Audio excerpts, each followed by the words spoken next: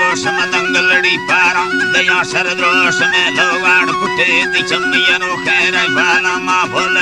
उम्बा लंबा सिंध गड़ू ने की चातलाए वाला तामट मने तीवतना सही नया मचुकार दे बारी ततारान अत जगा सिंधा बुरा मर्दा में दी सोंग सेनी बार डिस्को में गुदा तैफात युति दरहारी ठतागा सकारा गोला चांदी ये कड़ी चाहे जगा कारीगरा में गजर सने सदा रहती सवा दे लगा अर्धों दस्ता कंगन थी असम कुए गर्देना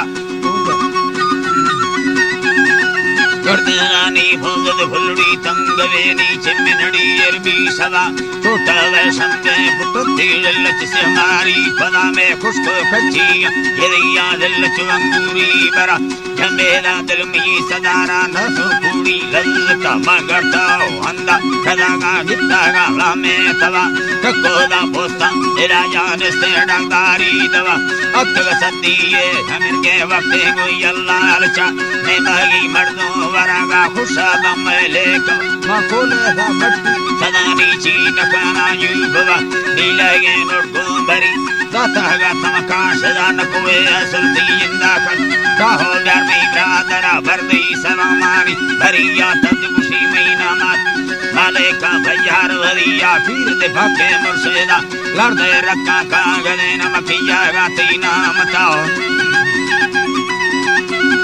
नाम तामी कासे देखा से वकीले कार मुखसी भैयागा रुशद बेसीना लड़ता चर रोहल सदा मिनसी सेना कारा कनगे ठेकद सावी मंजग बीतागा लोगा सनदी दी तवसे मर छूटा मैं काशदा आकाशदा हस्तो दादा मादरा भाकोरा गाहे कुदामा मेलद जंजीर मा फरान को सबारे कार अड़े सदात कले गरमा सरा मतावा मर्दा वकीला दी तंदी बेगा वस्तागा लोगा सनदी चागामी तरा सलवरी रुआ गनो के बीतागा ने बोदला मेरा चूचा चलडादा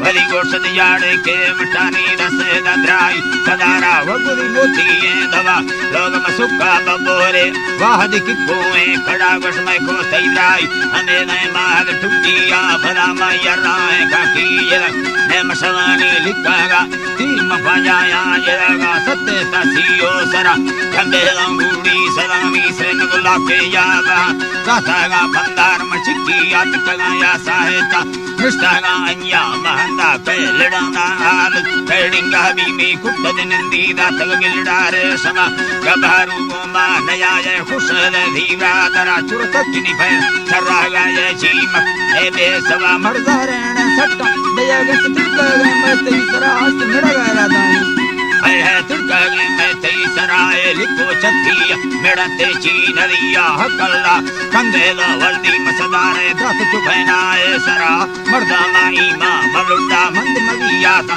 लगाते मर्दा प्रगदा जरा गया नालिया तुका मारा तई बाको हरामत दाता तारे सलाला